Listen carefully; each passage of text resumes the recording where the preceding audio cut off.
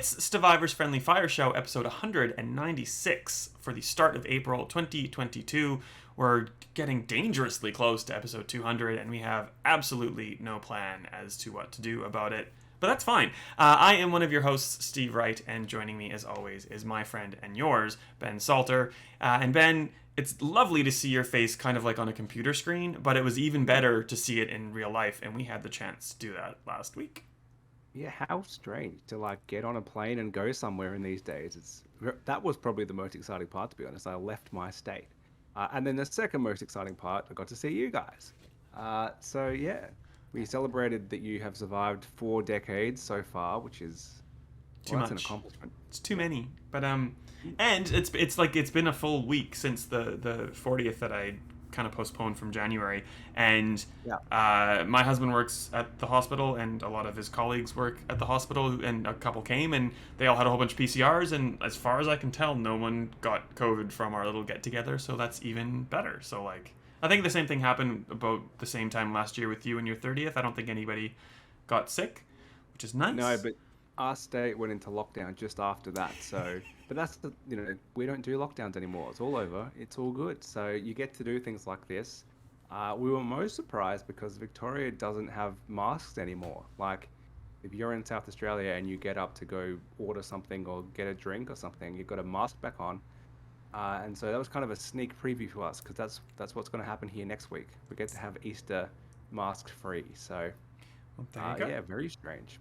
I can't talk about what I did, but I got to go and hang out at a Melbourne-based giant publisher the other day and just catch up Ooh. with people in real life. It was very strange. It's nice and scary all at the same time. But hopefully we get the chance to do things like that more often, and just I get to see you more often, which would be nice because And I'm well, sick. travel's back. I'm sick sitting at this desk, to be honest. We have so much to talk about, though. So, let's get into the standard things we talk about, and we'll kick off with this complete 1,000 gamer score Elden Lord Ooh. player asking how you are doing, Elden Pleb. Have you been playing Elden Ring? Yeah, well, I've only put this on the list because I just want the listener and us to be aware that this podcast has actually inspired someone to play a game. And that someone is me. You and Luke talked me into, I need to give Elden Ring a crack. And I've previously not really got into any Souls games. The only one I'd really tried is Bloodborne, which I just didn't get at all. Uh, and so I thought, you know what, I'll try this one. It's got a lot of buzz. I've only played about 2 hours. I haven't actually played it since I last saw you last week. No time, but I'm gonna get stuck into it more this weekend. I can even from that 2 hours, I can see the appeal. Like, I don't know what I'm doing. I've just died a bunch of times. I was that person who walked right past the tutorial for combat at the start, so I might even go back and do that because I feel like I need to learn. But I can kind of get it. Like, even just fighting the plebs is pretty early on. You see yourself improving, so I get that. Um, the lack of structure is a little annoying because I'm more of a blast through a game as quick as possible type of person. As much as I'm annoyed by the Ubisoft bloat, I do like that they tell you where to go. But having said that, it is very. I can see why some people are comparing it to Breath of the Wild. It's very. You can go where you want. That's what that game was really. There was no definitive. You have to go here next. And a lot of games I like are actually like that. So it's not as big of a departure as I thought. It's just a time sink. I think I need to commit to it, and that's all I'm going to play because otherwise I'll forget where I am, and I'll kind of lose track of it. So I think that's it. I've only done the 2 hours, but I'm going to commit this weekend, and you've convinced me to at least give it a decent crack. Nice. Well, Matt is working all weekend, and I've offered this to him as well. I'm now in New Game Plus, but we can do co-op things. So if you get stuck on something and you desperately want to get I past will. it, I'm basically an Elden Lord. Oh, not basically. I am an Elden Lord, so I can get you past it. I can give you a hand. Um, Yeah. I still think it's valid and true that if you don't play it for a little while, you'll be like, where am I? What's going on? But I have not played Tunic in a while, and I've jumped back in, and I just have no idea what's going on, and that is similar, I guess. But there's other games, even Dishonored or something, where you're just I haven't played this in so long, I have no idea what's going on, I have no idea how to play it. The good thing about Elden Ring is that because you have to be so involved in active exploration and figuring things out, it tends to stick in your brain more, if that makes sense. Like, so if you come back to it after a while, like, because you have to like actually teach yourself how these things work, I think you'll find it easier to jump back in. So that's a testament to it. And it looks like you actually have to use the map. So it's no just go to the big yellow marker. You actually need to think, hang on, here's where I am, here's where I want to go. You might learn it a little bit better. But I do still think it's one of those games. If I put it down for a few weeks, I will just forget what I'm doing. Like Metroid is a great example of a game that you use the map as well, because you need to kind of plan where you've been, where something might be. But if you haven't played that for a couple of weeks, you've got to start again, basically. So, yeah, that's how I am for pretty much every game now. I just lose it if I don't keep playing. Agreed. I don't know how far you've gotten, but yeah, like there's like little things on the map that kind of show you like where to go from one state of grace or site of grace to the next. And like it's useful, but it's also like don't fully trust it, I guess. It's probably something that you might have already encountered or you might quickly find out. And that's, I don't think that's too spoilery. No, to a degree. I mean, so for ages, like when you first start, you get all these little notes from people, and I think you pretty quickly gather what are the ones left by the devs and what are the ones that are just left by some randoms. Of course, I left one straight away to see if you get an achievement. You do not. These are hard achievements only. Yeah, and that's kind of thing. I was like, oh, okay, like I kind of get this, but I kind of don't, and I'm kind of just ignoring almost all of them because I just assume they're random nonsense. But I guess some of them are probably actually useful. Some are, and like I haven't experienced it to the extent that friend of the show Job did, but like he said he was basically in one boss and able to beat the boss because if you appraise a message you get health, and I haven't gotten as much health as from things as he has, but I've put a couple messages down that seem to be quite popular. So like if I'm just playing, I just get all this health kind of regen back because people seem to like the stupid things. Anyway, that's Elden Ring. We have so much to talk about. We're just going to keep going. I have quickly played a game on Xbox Game Pass called Weird West, which is by Raf Colantonio, who his new studio is called Wolfeye. He's ex-Arcane, and he brought a lot of ex-Dishonored people to work on this, which is like a Wild West game with a very weird angle to it, which is like the stupidest way to describe it because that's what it's called. It's called Weird West. But like imagine almost like Red Dead Redemption Undead Nightmare. It's like, it's a Wild West setting, but there's zombies, and it's the same kind of thing. Like there's these like witches and there's all this horrible arcane supernatural stuff going on. It's a top down very PC friendly game, I think, in that it's insane that there's all these systems that kind of work together to your advantage. So picture like a Fallout game where you can crouch and like, if no one's looking, you can steal something off a shelf. As long as no one sees you, it doesn't really impact your, issue. You can shoot with twin sticks. The left stick, if you're playing on a controller, drives you. The right stick is kind of where you angle your shot. I still, probably after 10 hours, 15 hours, do not get shooting on a controller. Like a mouse and keyboard would be just like perfect for like lining up your shot, but with a controller, it's very finicky. But you can like kick a barrel, an explosive barrel towards a group of enemies and like shoot it and it explodes. You can, like kick over an oil barrel and then throw a lantern at it and it'll explode and set people alight. There's all these different systems to kind of play with. So there's no right or wrong way to meet an objective, and that's kind of like the cool sandboxiness of it all. Like it's very Dishonored. There's a million ways to do an objective, which is good.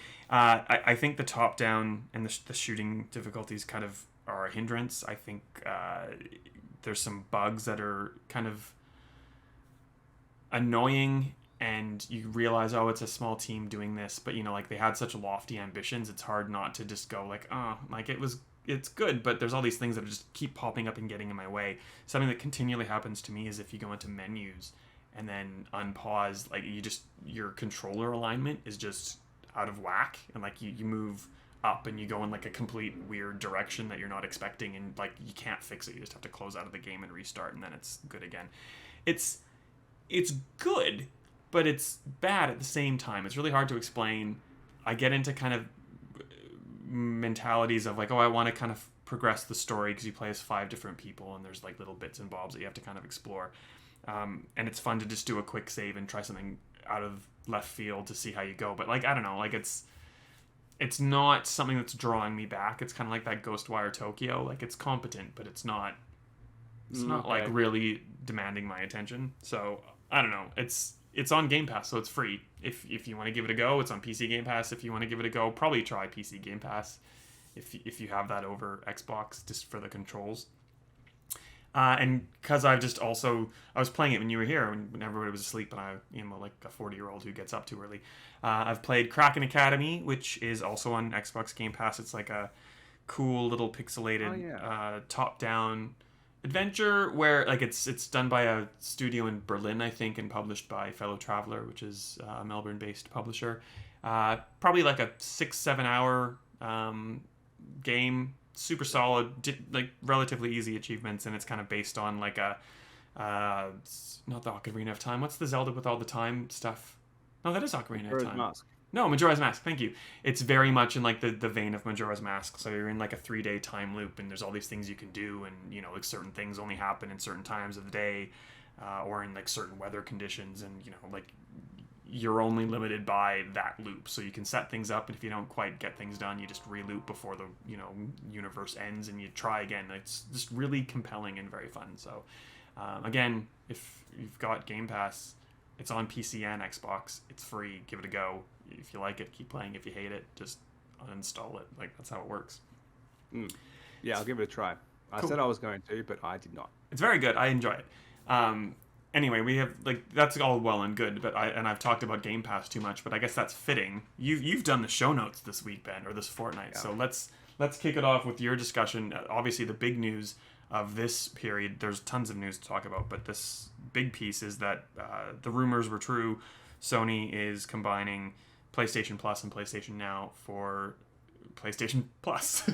Three Yeah. tiers, 4 tiers, depending on where you are, I guess. Ben, We've fill us got in.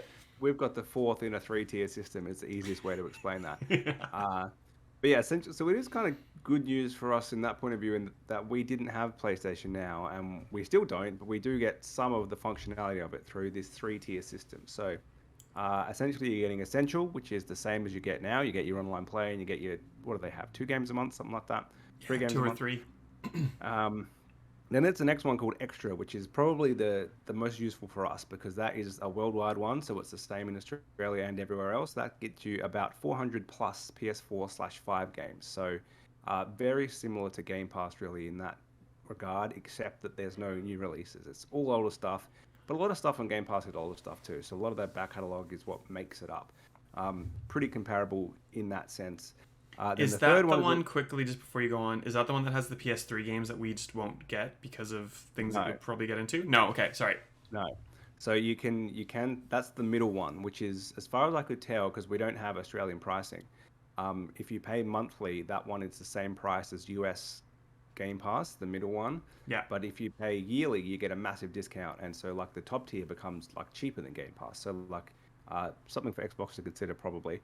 The one that has PS3 stuff in it is called Premium. We don't have that, so essentially you get to download or stream PS1, PS2 classics, or only stream PS3 because the PS5 essentially at this stage can't emulate PS3 games. Too difficult because of the whole cell processor thing. It's not as easy to do as other platforms. Xbox put a lot of money into getting 360 games running on Xbox One and therefore also on Series X and S. Sony instead put their money into the streaming because that's what they were doing with PlayStation Now. How that works roughly is essentially when you play a PS3 game, it's actually running on PS3 hardware in Sony's servers. Like it's running on a PS3 essentially, and it's streamed to you. There's no easy way for them to just get it to run on your PS5. Rumor has they will, or they're looking into doing it. They're considering investing in it, but because they're not going to sell you the games like on Xbox, you can choose to play through Game Pass, or you can actually buy the game, or you can put your old disc in. They're not going to do all that, so I can kind of see why they're thinking it's not worth the investment. We'll see how many people actually take this up first. Yeah. That means that's not available in Australia. So we get a version called Deluxe, which is just without. So it's basically your bacon deluxe instead of your. Is there a premium burger at Hungry Jack's? Can't recall. It's one level below that. It's just your PS1, PS2 games, which can be downloaded, and it's that previous catalog of PS4, 5 games as well. So still a lot of stuff, probably still more than what's on Game Pass. So there's about 450 games in Game Pass at the moment. this means there's probably going to be at least 500 games on this service. So Sony do have that above Xbox. They don't have new release stuff, but they have more quantity, partially because they have an extra generation to go back to. But then again, they're skipping PS3. Um, Having tried to stream Xbox games, it's okay. Like, it's a technology that makes you think this does work, but it's not a good way to play. I think I've explained it before. Trying to play like Forza Horizon and streaming just to test it. It's kind of like if someone has, when there's like gameplay footage at E3 or something, and someone has like filmed the TV screen, and then you're watching that. That's kind of the quality you get, plus a bunch of input lag. And so it's kind of like this does work, but it's not a great way to play. So Yeah. I'm not disappointed to miss the PS3 games because it's not going to be a good way to play them. Well, yeah, there's so much to unpack, and like I'm not trying. Oh, like, is this the one that has this? Like, there are 4 levels basically of this, depending where you are, and Yeah. it's all called PlayStation Plus. At least, at least like when Xbox did something, it was Xbox Game Pass, and they were still live, and it was different. This is just Xbox, or this is just PlayStation Plus. And essentials, depending on who you talk to, like essentials might mean like top tier to someone. Like, it's essential, you need everything in this, or it's like, no, it's essentials. This is your cloud saving. This is your 2 games a month. This is your ability to play multiplayer online. Yeah. I'd like, Confusing. yeah, Oh, I forgot to mention there's also PSP games included in that. So yeah, there's some cool PSP games, but that's kind of an extra edition. I do think Xbox is a little confusing with its naming. We're probably a bit close to it and used to it. In that, I think Xbox Game Pass Ultimate just kind of tell you that's going to be everything. But if you look at the whole suite, like there's going to be people like, hang on, what's Xbox Live Gold? And then I've got PC Game Pass and I've got Xbox Game Pass. Like, if you think about it, it makes sense. In the same way, if you really think about this essential, extra, deluxe, you can probably figure it out. But I don't think either of them is that intuitive. There's too many things. yeah. I was trying to explain. A friend just bought a Xbox Series S, and he's like, "Do I need Xbox Live?" I'm like, "Well, yeah, but I told you to get Game Pass, so you're probably better off just getting Ultimate because it has this, this, and this." He's like, "I have no idea what you're talking about." And I tried, like, I sat there with like a chart. If you need a chart to explain something to anyone, it's not great. So like, that's okay. That's on everybody. The fact that Jim Ryan, head of PlayStation, is saying, like, success begets success. So like, we have these amazing first party, like, narrative focused games like Horizon Zero Dawn, like a Last of Us, like a Uncharted. And the reason they do so well is because we put a whole bunch of money into it and we sell it and you guys buy it at full price, and then we have all this money to like get Housemarque so they can make Returnal, and we have this cycle. So we're not putting first party games on day one. It makes sense, but it's also not very friendly to the consumer. And like, so there's a lot of stuff that we don't know. We don't know what's going to be in the library. There's all these games that are presumably going to be in the library, and some of them we do know. Like, there's the likes of PlayStation Now's Mortal Kombat 11 and God of War, and like, we do know some games, but we don't know the full list. We also don't know, like, when, as an example, if God of War Ragnarok comes out, like when that will potentially come out inside this PlayStation Plus system.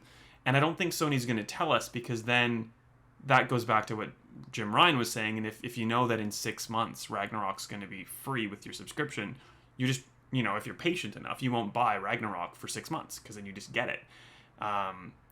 So there's all these kind of things that aren't very consumer friendly. Sorry, Ben, go ahead. I think so. That type of thing, we, given time, we'll be able to figure out, because you'll see like this game came out X months after. So they only announced a couple of games, and pretty much the ones they said, like, they led with Death Stranding, which is a 2019 game, and then they kind of said God of War, which is 2018, and then they had Spider-Man Remastered and Miles Morales, which are 2020, but kind of 2018 at the same time. So they were like the big new games that they mentioned. I would have thought they would have had Ratchet and Clank as a lead title, because that's now over a year old. By the time this launches, that's going to be even further out, and that's still not there, which makes me think it's going to be like 2 years before first-party games go on there, which means it's very much old games. We don't know if third parties, though, will potentially launch games in there. You wouldn't think so, because that will cost Sony money, but maybe indie games would. Heaps of indie games launch on Game Pass, because it's presumably a more lucrative way for them to do it, because they're not doing the big numbers at $125 a game that Sony does. So you're right. There's a lot of stuff we don't know. They're trying to hide that. But I don't think it's necessarily a bad thing, but I'm not sure that it's a good thing either, in the sense that we were just talking about how many streaming services there are for TVs and movies, and why we've signed up to which ones and which ones we're going to keep and what we could get rid of. And it was kind of like the ones you want to keep are the ones that has the thing which is new that you're currently watching, but then you might ditch it. Like Paramount Plus, for example, we might get it briefly to watch Halo, but then it's gone. Like I can't have another one. Um, and that's what Sony's trying to avoid. They don't want you to sign up for 1 month to play Horizon and then get rid of it. But then on the flip side, like how many streaming services do you keep for older stuff that you just want to dip into when you occasionally want to see it? Like maybe that's what something like Disney Plus is good for, because it just has so much stuff and it's got, you know, your Simpsons and that type of thing that you can just watch randomly. But like there's only so many audiences that are willing to kind of, they're two very different markets. There's the people who want the new stuff only, and there's the people who's happy to keep paying for the convenience of old stuff. And it's that second group which Sony is targeting exclusively. Yeah, and like there's a lot of comparisons right now to like PlayStation Plus versus Xbox Game Pass, which I don't think is a good comparison, to be honest, because there's like, and we don't know the third party situation, but like, you know, I named two games that just came out on console that are day one on Game Pass, like Kraken Academy and Weird West. Other things like Rainbow Six Extraction came out day one on Game Pass. Like, obviously Microsoft's paying for that privilege, but if you are a subscriber, like, good, new games, day one, don't have to do anything, just hit download, away you go. I think that the PlayStation Plus is more similar to like Nintendo Switch Online, where like it's, you get some benefits, but it's really about like that back catalog, and that's kind of except Nintendo are drip feeding one game in like a month, and Sony is like, here's 500 games. Like, well, okay, true. true. Unfair to Sony. But I've bought all of the PlayStation Classic Resident Evil games, like PS1 games that used to work. I think they used to work on PS3. It's been a while, and like I don't play them that often, and I have an emulator on PC, so if I really want to jump in, I can. But like that's kind of what annoys me in terms of like back compat. It's more similar to the Nintendo Switch model, where like, yes, you've probably bought these games 17 times, but it doesn't matter. Like, you don't own them. You're just renting them from us. I've bought these games on PS3 from PS1, and I'm 100% confident that I won't have the right to just like play Resident Evil or Resident Evil 2 because I've bought it and it's now playable again. It's like, no. You need to get this subscription service to access the stuff you already have purchased from us, which is annoying. They've gone the Nintendo route for that specifically, in that it's, I would agree, it's not backwards compatible at all. Like, it's, you can't play the old game you've already purchased, so it's old games are being released on it through a different way, which is what Nintendo's done as well. Like, there is a way to play them, but it's not backwards compatible. So Xbox came out pretty much straight away and just did a little cheeky jab saying, oh, you know, day one releases, like it was their moment, if you recall last year when Sony did their like viral clip for 8 seconds that kind of said like, here's how you share a game, and they just kind of handed the game to the other guy, when Xbox had this really confusing thing and they absolutely smashed it. Not quite that big, but it was Xbox's way of just being like, new releases, I wonder where they are. Similar type of little jab. I think it would have worked much better if they actually had one recently released, or they had one coming out soon. Like, do we have any Xbox games with a real date besides Starfield, which is like miles away? November? Yeah, I don't think so. Yeah, so that's the only thing. I feel like they kind of needed a game to be coming out in like June or something. Yeah. Because they're kind of like day one releases, but we actually don't really have any releases for a long time, and wouldn't surprise me if Starfield got delayed in the times that we currently live in. So that was the only thing that, they didn't actually have the goods to back it up. Yeah, no, it's like, I don't think personally I will go for the PlayStation Plus above Essential, because I don't know, if they have first party games kind of relatively quickly, if they've got like the likes of like an Extraction day one kind of situation like Game Pass, and I can play like Resident Evil 2 from the PlayStation 1, maybe, but I don't know yet, and who knows? Who's to say? We need to see the catalog, especially of the older games, because that's going to be the new stuff.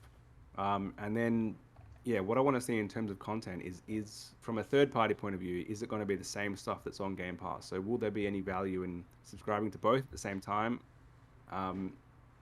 Presumably they're going to have exclusive. You know, Sony's pretty big on saying, hey, Square Enix, we want all your games on our service, don't put them on Game Pass.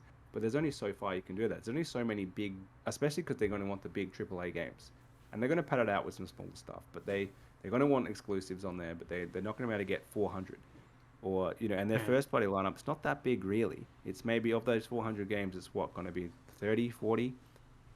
So especially if they're not releasing them for ages.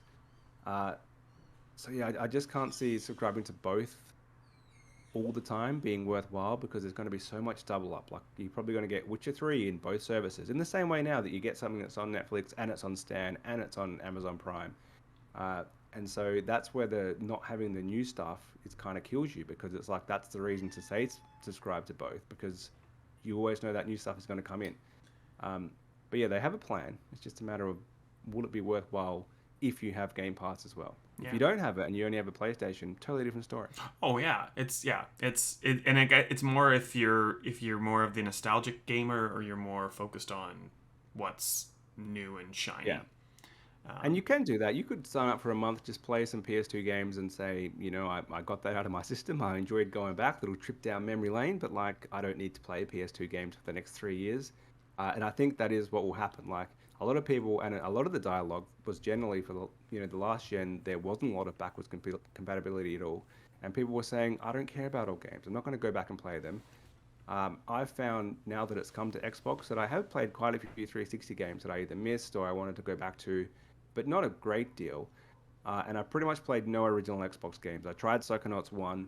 They're just too hard to play. Like, even up-res to 4K, like they're too dated. And I kind of feel like that's what's going to happen to PS1 and PS2 games. And then we're not going to have the PS3 games. So in a sense, we're not really getting anything in Australia if you can't handle going back to those old games. And they're fun for like 10 minutes just to see them, but they're hard to go back to now. Yeah. Well, like, I'll probably get it for a month, and because I think there were patents or something about like adding in trophy support for old games. So like, if I can play through Resident Evil and Resident Evil 2 or 3 even, maybe even Code Veronica, I don't know, and get like trophies for it, like I probably will. Like, who am I kidding? I love those games, and like RE2 is probably my favorite game of all time, and if I can play it and get like trophies and just like live in the nostalgia, like I probably will. But I'm not gonna get it and play RE2 month after month after month after month. Like, I'll try it the once and then like, okay, that's it. Yeah. But who knows? Anything else? Let me ask you this. Yeah. Knowing what has come out, so if we look at the positives that PlayStation Plus has above Game Pass, which are a few. It's got a bigger library. If you subscribe with an annual plan, you get it like way cheaper. Is there anything you think Game Pass needs to do to now kind of match this, or try to just make sure? Because like, they're the leader in this space, but they're also going to be technically not, because PlayStation can say we have 50 million subscribers to Game Pass is 30 million, like, and that's a fair comment, even though they're not going to be subscribed to that top tier. So Xbox's investors are not going to care about that. They're going to say, how come we were clearly first and now we're clearly second? Like, they may want to consider, I would think the main one they'd want to do is that annual plan. They've announced a family plan. Nope. I always used to. They have not. That's rumored. But anyway. Xbox is rumored. Yeah. They will potentially announce a family plan. I used to always play for Xbox Gold like yearly, so I don't know why they haven't. And Xbox gave us yearly codes for Game Pass Ultimate, like, so it can be done. They just have chosen not to do it. I think Sony's offering like, we don't really do maths on this show, so I'm just going to guess like 20% or something off if you pay yearly. I think that's one to consider. Anything else that they could do to kind of to keep up Game Pass? Well, I think that like you got ahead of me. I think the rumored family plan is like a really good start, to be honest. Because I think I've paid for my nephews and my dad's, because I took an Xbox Series. I took an Xbox Series S home because they need like something to play things through, and and Netflix and stuff. So I'm like, just keep this one. I've got one in the closet still. And like, I signed him up, and like, I think I'll try to like, because I get like a lot of things to redeem, and like, like, I don't spend a lot of money on games, so I don't feel bad like upping my nephew's subscription for Christmas and birthdays and stuff. And like, I'm like, it's my dad, I'll do that for my dad too. But if I can just have one plan that I'm already paying for and just like sign him up to it, like I've signed him up to like my Office 365 account, like, come on, like that's a no-brainer. That's like, that's a 33% savings for me, really. So that's a good thing. I don't know if there's much else they could do. Like the games and the releases are good from first and third party. It's a little bit light on first party, but like everything's really light in terms of games for the rest of this year, to be honest. So like that's not a Microsoft thing. That's an everybody thing. Won't be surprised if Starfield's delayed. I won't be surprised if Ragnarok's delayed. So like I think everything is good. I maybe it's more like even just communicating to stakeholders, like, you know, like, yes, PlayStation Plus has all of these subscribers, but like Xbox is not just Game Pass, it's also and Live, and put this together and here's our number. And so like it's, I think there's ways to communicate that to people who that kind of stuff matters to. Yeah. And, you know, like push the day one stuff. And like there is a drought. That's what I was getting at. There's a drought, but, you know, like we're still not really seeing Microsoft's acquisitions come to fruition yet. Yeah. So like that drought of games is not going to always be a thing. So like, I don't know. I think there's something in each of these subscriptions depending on the person and what you're after. Like there's not a right or a wrong answer. It's, you know, like which suits you the best. Yeah, I think it's a little disappointing, especially since we're not getting PS3 games. But overall, it's a good step forward in that Xbox hasn't had any real competition. Like EA Play has become part of Game Pass, really. Ubisoft is not even on consoles. Like they're kind of half-assed streaming services, really, or subscription services, really. So to have a genuine competitor is good. Like it forces Xbox to think how they can do better and how they can keep improving their service and not just jack up the price for less games, which I'm sure was on the radar if they wanted to make more money out of this. So they're, as you say, they're doing things differently. So it's not like a one-for-one competitor. It's not Xbox, PlayStation going for exactly the same market. But I think they're competing. Like they're both big millions of subscriber services, and they're both going to have 400 plus games on their service that you can just come and play. So in that sense, they are competing. They're going about it in a different way. But yeah, definitely competition, and that hopefully is ultimately better for us because they both have to try to do better. If PlayStation Plus doesn't get subscribers because there's no day one games, Jim Ryan did say that they will look at that. It's not gonna, you know, they've decided now not to do it. If in 5 years' time that's not the model, it could change. I don't think it will, but at least he flagged now it could change. Like we're not locked to this. And in the same way, like I don't think Xbox is ever going to go back to our day one games. They're not going to be on here because like that's their thing. Can't. Yeah, they'd get dragged through the mud. Yeah, but they might get some more older stuff on there. Like if they have said backwards compatibility is done, we're not bringing any new games to the service, and there's not a great deal they can really bring, but there are a few missing. Well, and like they're potentially about to add a whole bunch of Activision Blizzard stuff and like more Bethesda things. Like there is more of a back catalog that they will have access to that's not necessarily theirs. But yeah, like they could put I don't know, this is speculation. They could put, you know, like if I don't know how Activision Blizzard is thinking with PlayStation Plus, but I'm imagining they wouldn't put like the old Spyros and the old Crash on PlayStation Plus because they want you to buy the Reignited trilogy and whatever the Spyro one was called. Whereas, like, potentially, Microsoft is in the position to say, well, like, we own these. Like, we'll put all the old ones on, you know, backwards compatibilities back in. Here's the old... Well, I don't know how that would work because they'd be PlayStation games. I don't know. Like, see, I'm just spitballing. But, like, there are things that, you know, competition is good, like you were saying. And it will force some of these people to think outside the box potentially and like what's the value add for your subscription service for this period of time, which is good. That's it. So I'm keen to try it out, but I'm not committed to keeping them both for the long term. Yeah, we'll see. Like I'll keep Plus Essential for sure, but yeah, maybe dipping my toe into the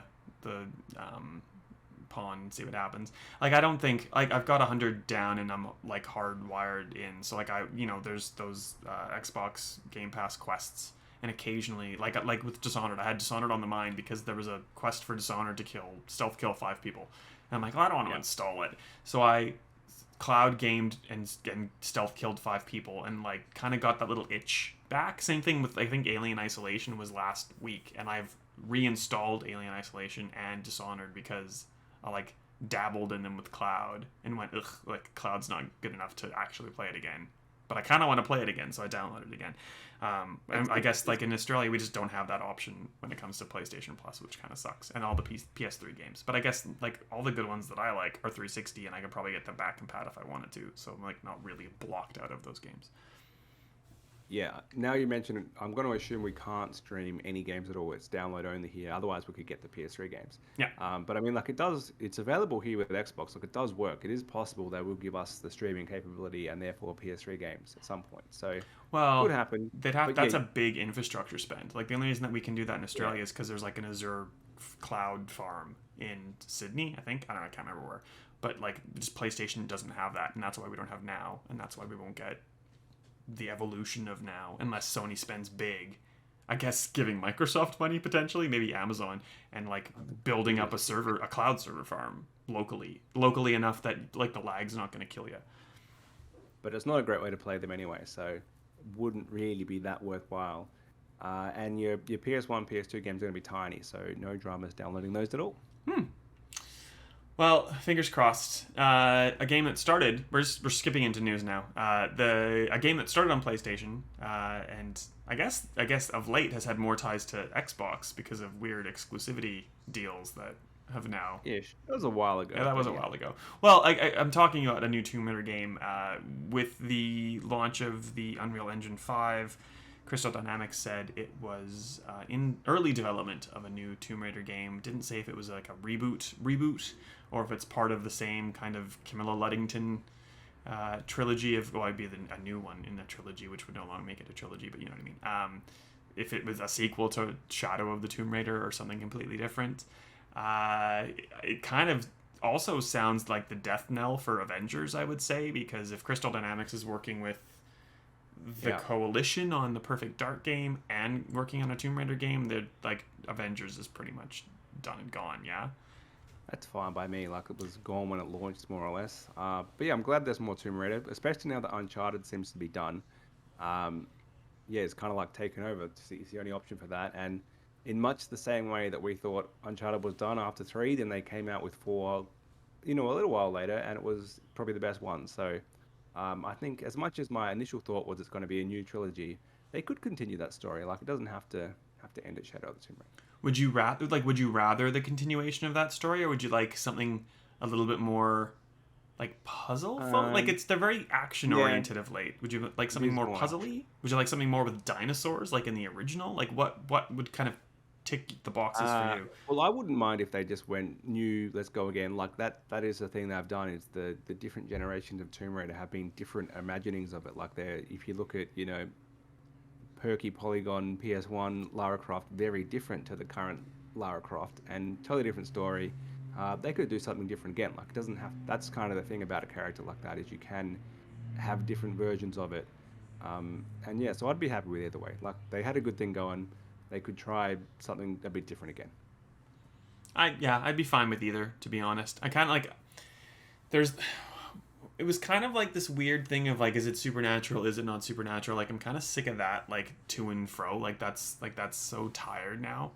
If she just ended up randomly, like that bad Capcom announcement where like it's the future and it's raining dinosaurs. Like if Lara Croft just suddenly ended up in a world where it rains dinosaurs, like I'd kind of like that a lot, to be honest. Somehow, like it would need some Tomb Raiding element to it, but like Tomb Raider's not always been very gritty and realistic. It sometimes gets like insanely weird, and I'm fine with insanely weird. Yeah, she did get a bit too beaten up in the most recent games when she's like impaled by a pole and falls down a cliff. Like it gets a. That was like the first 10 minutes. the first few games when that happened, it was cool, but it kind of was like we need to outdo it again. We're going to hurt her even more, and a bit too much of that. I don't need to hear her screaming again because she's been stabbed by a pole or something. Like tone that down. It's cheaper to afford Camilla Luddington when she's not actually acting and instead just screaming, just incoherently, I guess. Who knows? Yeah. Did you ever play The Return? No, because it's not out yet. Did you ever play Secret of Monkey Island and The Secret of Monkey Island 2? I did have the second one on PC in like the mid-90s. So that's like a 30-year-old game. And I've got both of them on Xbox through the 360 back compat, and I've been meaning to at least dabble in one. So maybe this is what will convince me to do it. So So Return of Monkey Island is coming. It was announced, I believe, on April Fool's Day in one country where it was April Fool's Day. So everyone thought that's a joke, like very funny. Because when does a sequel come to a 30-year-old game? Like that's a classic April Fool's joke. Yeah. But no, totally true. Well, which is good. So it's Ron Gilbert and the other creator of Monkey Island, Dave Grossman, I think is his name. That might be right. The actor who played Guybrush Threepwood or something. It's something. That's it. Yep. Thank you.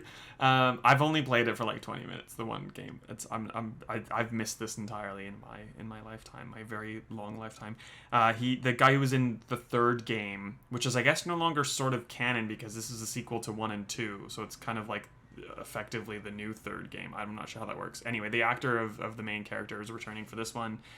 Murray, who was in the third one, is in the trailer for this new one. So I don't know. Maybe it's like kind of like a reimagining of the third game or something like that. But it's exciting. Like so, I really liked Thimbleweed Park, which is a Ron Gilbert game, which was out probably like 6 or 7 years ago. Like good point and click, like this stupid humor. Like not juvenile, dumb Borderlands kind of humor, but like just like thoughtful, quirky, witty humor. I'm down to give this a go, and probably will jump back and play the old games if they're easily accessible, which they seem to be. Yeah. And the last one in games that we don't know anything about, which have been announced recently, is Max Payne 1 and 2 are being remade by Remedy and published by Rockstar, therefore financed by Rockstar, which means they're going to have a lot of money behind them. And the last game which Rockstar financed, they farmed out to some horrible mobile developer. This time they've given it to the original developer. So if you didn't know that, Remedy did make Max Payne 1 and 2. I think 3 was actually made by Rockstar themselves. So yeah, very rare that games are remade and also by the original developers. Well, yes, and that's exciting. And in case you didn't know, bit of trivia for you, Sam Lake, who's the creative head of Remedy, is the face of Max Payne. And if you play like Alan Wake, like he does the face, and it's like Max Payne is connected to the Remedy connected universe through Alan Wake. And I'm kind of like really like I'm excited about Max Payne because that was like that's the game that made bullet time. Like if you've seen it in any other game you've played that has like slow mo, like the Matrix basically. I'm keen to see because they've added some stuff in the Alan Wake remaster like better connects this Remedy connected universe, which is coming because that's like Remedy's talking about that like Control and Alan Wake are the same thing and all this thing's happening.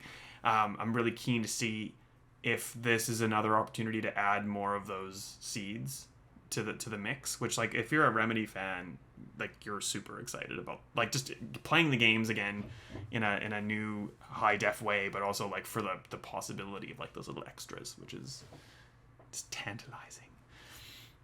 True. But so anyway. we have no idea when that's coming out, but hopefully relatively soon for them to have announced it. Rockstar don't often announce games like that. Years out. So normally they're kind of more within the shorter time frame. Although it wasn't really announced, it was just kind of mentioned. Yeah, I'd have to look. Man, Remedy is doing so many things. There was like Vanguard, and there's all these like projects, and I used to have this in the back of my head. I couldn't tell you if this is one of the rumored things that we knew that they were doing.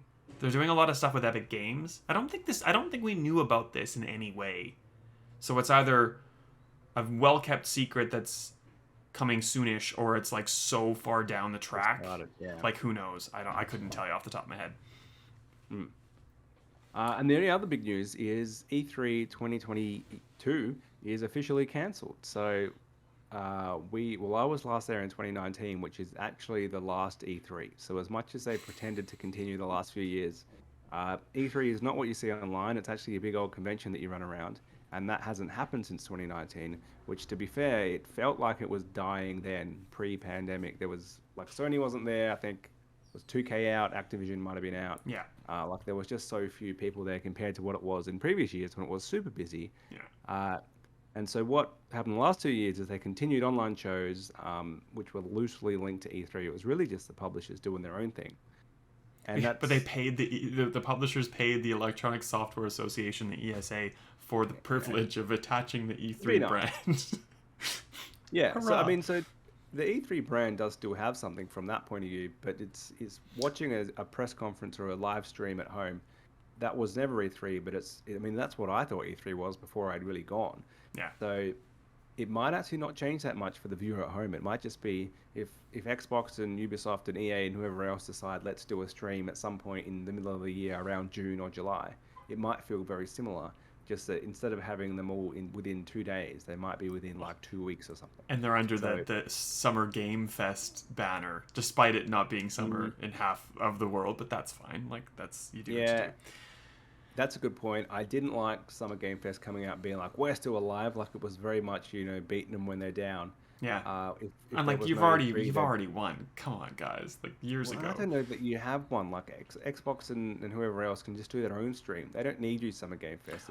That's going to be for small little stuff. And it wasn't great last year. It was 2 games awardy in the sense that it was, good production values, but it was a giant ad. Yeah, so I went to E3 last in 2018, which was the year before you, in case people can't do math and don't know what 2018 and 2019 mean. I don't know why I needed to clarify that so much. Anyway, like the death knell was already kind of like, you get the vultures were circling. So I think by then EA was gone, PlayStation was already gone. I think that was the first year that Microsoft, because they owned Nokia Theater, they renamed it to Microsoft Theater, so they did all the Xbox stuff adjacent to E3, but not in the LA Convention Center. And the ASA decided to, I think that was the first year that it was like very public. I think it was more public when you went the year after, but like there was all these things that were, and like I think the ESA was still trying to charge like millions of dollars for booth space. So it's like why am I doing this? Say all the publishers.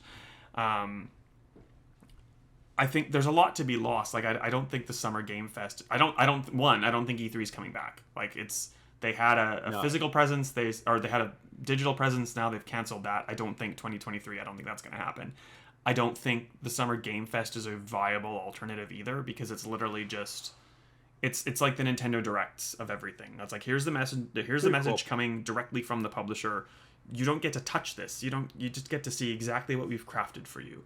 And like I know it's very elitist for the video games journalists to be like, well, I get to go and every second year, and I get to play all these games, and I can tell you if it's buggy and janky or if it's like da da da da da.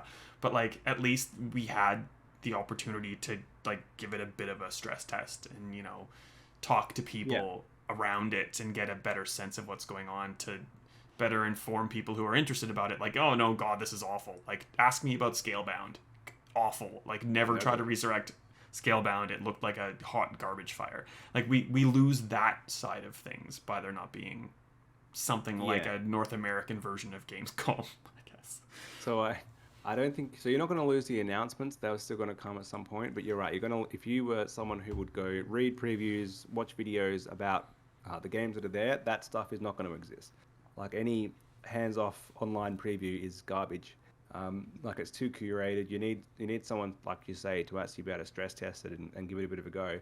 And the preview builds they kind of say this is still early in development, and they're always very small demos, but you at least get a feel for it, and you can often see through some of the very curated marketing that was in the announcement trailer if it's not going to be what it looks like, and you miss the chance to chat to developers. So they do so many interviews that often at E3 they let stuff slip, like they've just been doing it day after day, and it's so tiring, and they'll tell you more about the games. So E3 is still a bit of a relic in that it used to be all about like the magazine press, in that you'd play stuff, you'd chat to people, and then this info wouldn't come out for like a month.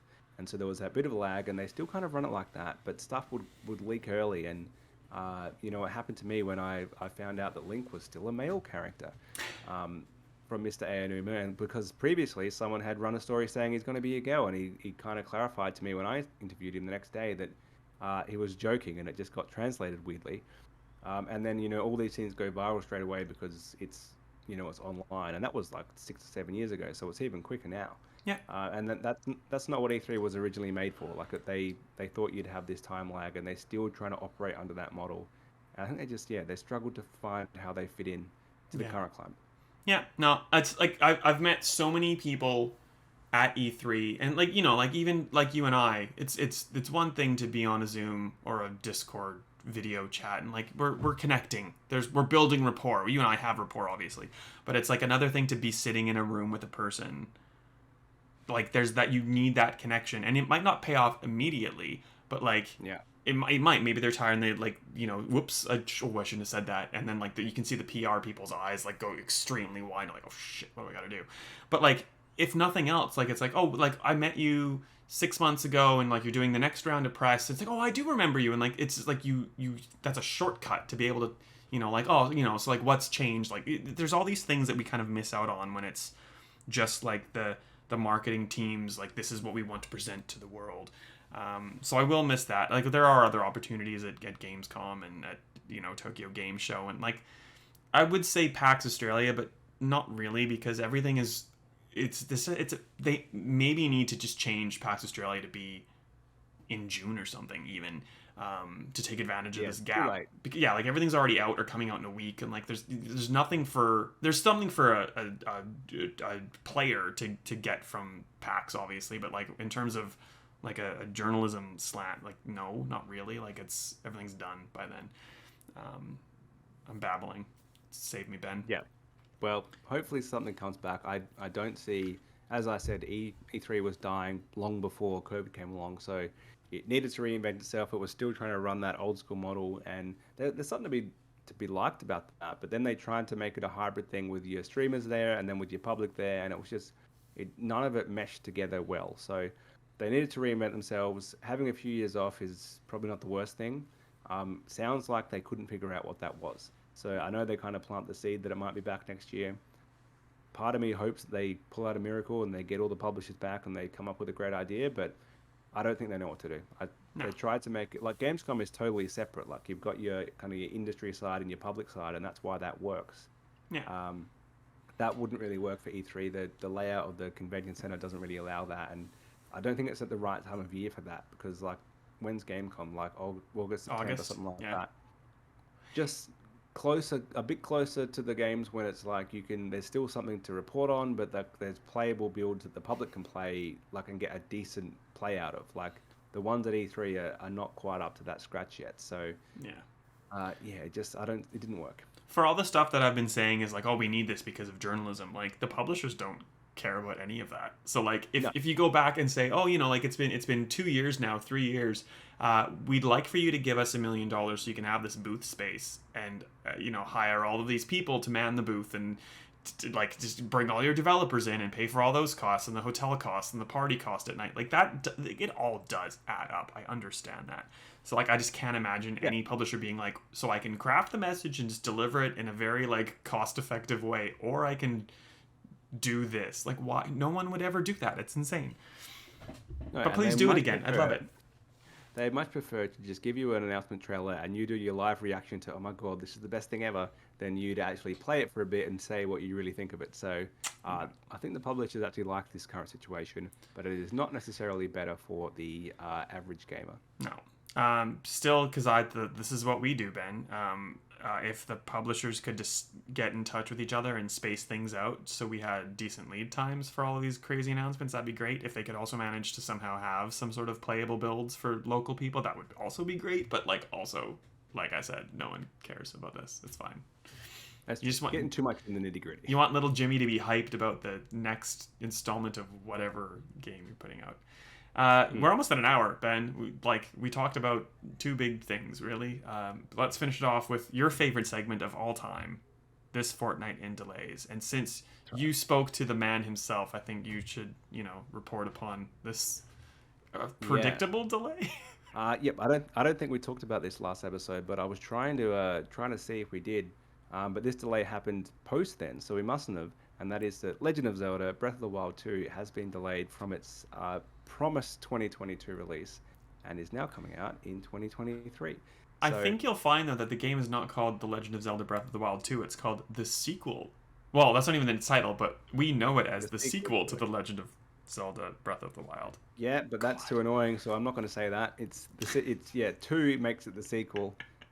That's been well established. What else are they going to call it? It's insane if they don't just call it Breath of the Wild 2. Anyway, sorry. They probably will now. They probably will.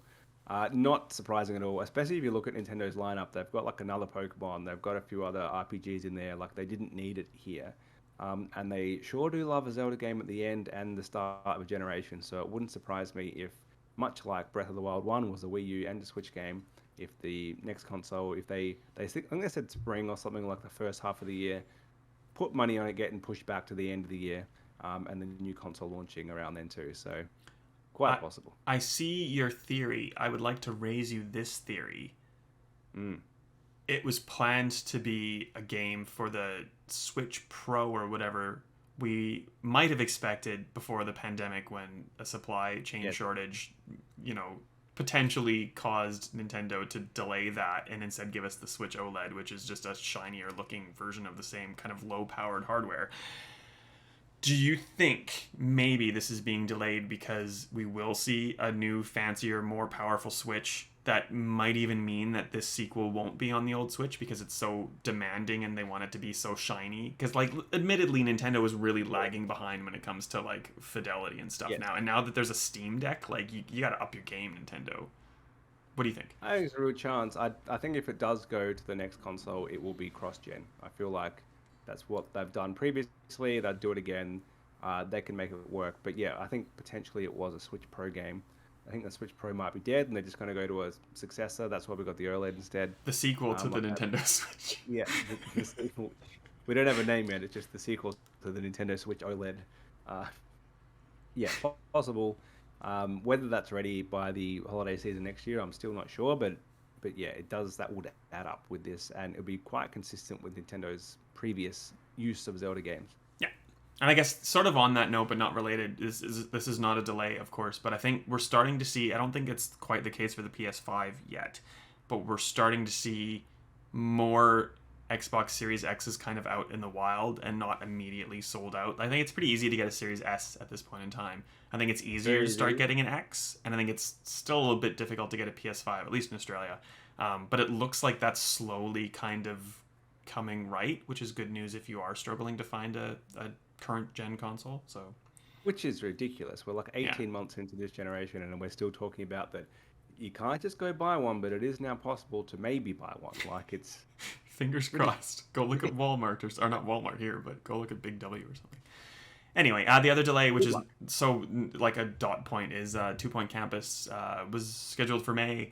Now it is a 9 August game, so I think it's 9 August. I just wrote that down like as if I knew that. We're not a fact-based show.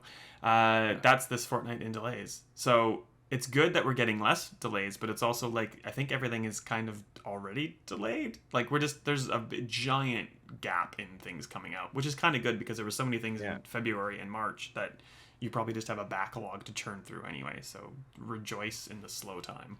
I guess I'll just play Elden Ring for the next 2 months. That's my only option. Do it. Maybe Kraken Academy. It's good. Yeah, I'll throw it in. It's good. Weird West. See how you go. Ben, how do we find you on the internet? I am Ben_Salter on Twitter. And yourself? I'm SWrightAU, and we're both writing on Stevivor.com. I think by the time this comes out, it'll be the weekend. A couple days after this comes out, there'll be a thing that I've previewed that I wrote because I went to a Melbourne-based publisher.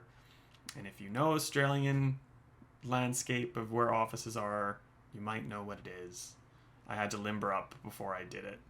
I think that's enough of a hint. If you look at the games coming out this month, anyway. Boring. You've been put into yet another sports game. You were in tennis or something. That's what I'm hearing. You're in lacrosse or something now. Who? Me? Yeah. Get it? Anyway, that's lame. Thanks for joining us, Ben. It's always a treat to see you in person or not in person, and I hope I get to see you again soon. As I hope people want to come back and listen to us speak again soon. That's it. We'll be back in roughly a fortnight-ish, unless we're delayed.